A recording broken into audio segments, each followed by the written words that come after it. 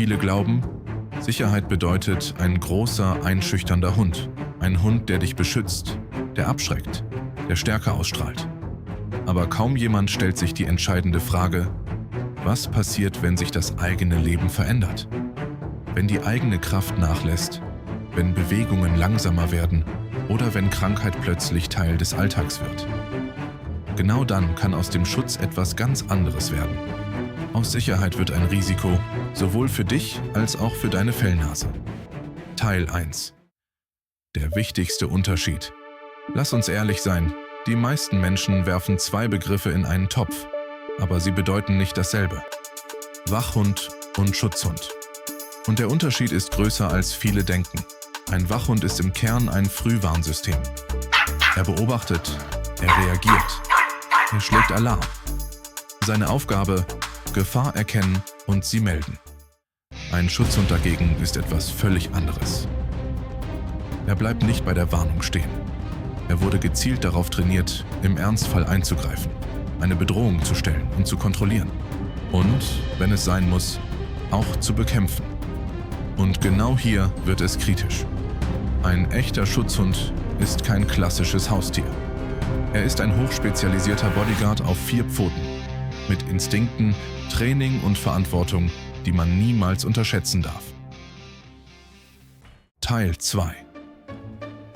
Die Realität für Menschen um die 50 plus. Mit über 50 verändert sich vieles, aber diese Zahl dient eigentlich nur als eine Orientierung. Sie ist kein Maßstab. Entscheidend ist nicht das Alter im Pass, sondern das biologische Alter, der Körper, die Belastbarkeit und der Zustand des Lebens. Denn Einschränkungen entstehen oft nicht durch Zahlen, sondern durch das Leben selbst. Krankheiten, die sich über die Jahre entwickeln können. Ein belastender Lebensstil, der Spuren hinterlässt. Oder Verletzungen, die bleiben. Und genau hier wird es besonders relevant für eine weitere Gruppe. Veteranen, die aus dem Einsatz zurückkehren, manchmal körperlich oder psychisch eingeschränkt. Im Umfeld von Militär, Polizei und Security ist ein Hund kein Hobby. Er ist ein Werkzeug, ein Partner und Verantwortung. Aber diese Verantwortung funktioniert nur in eine Richtung. Ein starker Hund braucht Führung, eine klare Struktur im Alltag. Und das jeden Tag. Sonst dreht sich das Verhältnis um. Und dann führt nicht mehr der Mensch den Hund, sondern der Hund den Menschen. Deshalb ist die entscheidende Frage nicht, welcher Hund schützt mich am besten, sondern welchen Hund kann ich wirklich sicher führen und dabei auch seinem täglichen Bedarf gerecht werden. Teil 3. Die besten Wach- und Schutzhunde. Je nach Lebensrealität. Kleine Wachhunde werden meist unterschätzt, aber sie sind äußerst effektive Frühwarnsysteme. Viele Menschen lächeln, wenn sie an kleine Hunde denken. Zu klein, zu harmlos, zu laut. Bis zu dem Moment, in dem sie nachts hören. Denn genau dann zeigen sie, was sie wirklich sind. Hochpräzise Alarmsysteme. Geeignete Rassen sind der Zwergspitz, klein im Körper, aber extrem aufmerksam und meldet jede Veränderung sofort. Deutscher Spitz, ein klassischer Wächter, der sein Revier konsequent im Blick behält. West Highland Terrier. Mutig, selbstständig und überraschend furchtlos für seine Größe. Jack Russell Terrier. Energiegeladen, hochfokussiert und kaum zu übersehen. Wenn etwas passiert, bemerken sie es als erstes. Die Stärke dieser Hunde ist also definitiv nicht ihre Größe. Sie haben etwas anderes. Aufmerksamkeit, Reaktion, Präsenz. Sie sind extrem wachsam, oft territorial und im Ernstfall überraschend laut und konsequent. Und genau darin liegt ihre Funktion.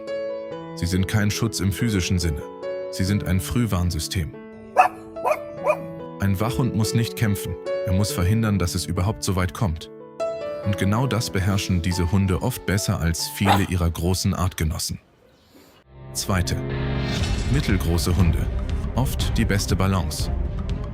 Jetzt kommen wir zu der Kategorie, die für viele Menschen den größten Unterschied macht. Denn hier liegt oft die beste Balance zwischen Schutz und Alltagstauglichkeit. Geeignete Rassen können sein: Hover Wart, ruhig, aufmerksam und stark auf seine Familie fokussiert, wirkt souverän statt hektisch und besitzt einen natürlichen Schutztrieb ohne unnötige Schärfe. Deutscher Pinscher. Wachsam, intelligent und kontrolliert im Auftreten. Sehr führig, mit klarer Präsenz und guter Balance zwischen Familienhund und ernstzunehmendem Wachhund. Riesenschnauzer, konsequent wachsam und bekannt dafür, sein Umfeld ernst zu nehmen. Boxer. Nervenstark, loyal und von Natur aus ein zuverlässiger Beschützer. Airedale Terrier. Selbstbewusst, arbeitsfreudig und mit ausgeprägtem Schutzinstinkt. Diese Hunde bringen etwas mit, das entscheidend ist. Kontrolle und Präsenz vereint. Sie sind wachsam, ohne nervös zu sein. Familienbezogen, ohne angriffslustig zu wirken und in den meisten Situationen gut führbar. Ihr Vorteil ist nicht die Extreme, sondern Stabilität. Sie können abschrecken, wenn es notwendig ist, aber ohne dich im Alltag zu überfordern. Drittens. Große Wach- und Schutzhunde. Nur mit Erfahrung. Jetzt kommen wir in einen Bereich, der oft unterschätzt wird, weil er beeindruckend wirkt. Klassische und bewährte Hunderassen wären hier unter anderem der Rottweiler. Ruhige Kraft mit ausgeprägtem Schutzinstinkt und klarer Präsenz. Dobermann. Hochaufmerksam, schnell im Denken und extrem führig bei klarer Struktur. Deutscher Schäferhund. Ausgeglichen, lernstark und seit Jahrzehnten bewährter Diensthund. Belgischer Schäferhund, Malinois. Extrem arbeitsintensiv, hochfokussiert und nur für erfahrene Führung geeignet. Diese Hunde können echten Schutz bieten. Aber genau das ist auch die Herausforderung. Sie brauchen konsequente und erfahrene Führung, denn sie sind körperlich extrem stark und sie reagieren schnell, oft schneller als der Mensch nachkommen kann. Und genau hier liegt der kritische Punkt. Im höheren Alter oder bei eingeschränkter Belastbarkeit wird diese Kategorie schnell anspruchsvoll. Teil 4. Ehrliche Wahrheit über Schutz. Es gibt eine Wahrheit, die viele Menschen nicht hören wollen, weil sie sich viel zu einfach anhört und genau deshalb oft unterschätzt wird. Der stärkste Hund ist nicht automatisch der beste Schutz, denn echter Schutz entsteht nicht aus Aggression, nicht aus Härte und auch nicht aus Einschüchterung, sondern aus etwas, das auf den ersten Blick fast unspektakulär wirkt und gleichzeitig viel wichtiger ist, aus einem aufmerksamen Hund, der seine Umgebung wahrnimmt, ohne ständig zu reagieren. Aus einem stabilen Charakter, der nicht bei jeder Unsicherheit kippt. Und aus einer klaren, ruhigen Bindung zwischen Mensch und Tier, die auch dann trägt, wenn Situationen unübersichtlich werden. Denn genau dabei wird oft etwas Entscheidendes vergessen, etwas, das viele erst verstehen, wenn Probleme bereits entstehen. Der Hund ist kein Werkzeug, das einfach nur funktioniert. Er ist kein System, das man einschaltet und das dann dauerhaft Leistung liefert. Er ist ein Lebewesen mit eigenen Grenzen, eigener Wahrnehmung und Bedürfnissen, die jeden einzelnen Tag erfüllt werden müssen. Dazu gehören regelmäßige Tierarztbesuche, täglicher Auslauf, Bewegung, soziale Stabilität und vor allem eine konsequente körperliche und mentale Auslastung. Denn ohne diese Dinge beginnt jedes System irgendwann zu kippen, völlig unabhängig davon, wie gut der Hund ursprünglich war. Ein Schutzhund kann noch so stark sein, noch so gut ausgebildet sein und noch so beeindruckend wirken. Wenn Führung, Versorgung und Stabilität fehlen, verliert auch er irgendwann seine innere Balance. Und genau an diesem Punkt verändert sich etwas. Denn aus Schutz wird dann schnell etwas anderes. Aus Sicherheit kann Unsicherheit werden. Und aus Verantwortung kann im schlimmsten Fall ein Risiko entstehen. Nicht für den Eindringling, nicht für die Menschen draußen, sondern für dich selbst. Teil 5. 2 Hunde. Gute Idee oder Irrtum? Viele Menschen haben eine ziemlich einfache Vorstellung im Kopf. 2 Hunde bedeuten weniger Arbeit, weil sie sich gegenseitig beschäftigen, miteinander spielen und sich im Alltag automatisch auslasten. Und ja, ein Teil davon stimmt tatsächlich. Zumindest unter bestimmten Bedingungen, wenn die Charaktere zusammenpassen, wenn genügend Raum vorhanden ist, wenn beide Hunde sozial stabil sind. Und wenn der Mensch versteht, wie Dynamiken zwischen Hunden wirklich funktionieren. Denn unter den richtigen Voraussetzungen können Hunde sich gegenseitig beschäftigen, miteinander spielen, Energie abbauen und sich sogar Sicherheit geben. Sie können gemeinsam entspannen, gemeinsame Rituale entwickeln und sich gegenseitig in vielen Situationen positiv beeinflussen. Aber genau an dieser Stelle kommt ein entscheidender Punkt, den viele Menschen unterschätzen. All das ersetzt keine Führung. Denn Hunde interagieren miteinander, aber sie orientieren sich nicht dauerhaft aneinander. Denn zwei Hunde können sich beschäftigen, sie können sich Gesellschaft geben und sie können sich im Alltag gegenseitig bereichern. Aber Verantwortung, Stabilität, Ruhe und Führung bleiben trotzdem immer bei dir.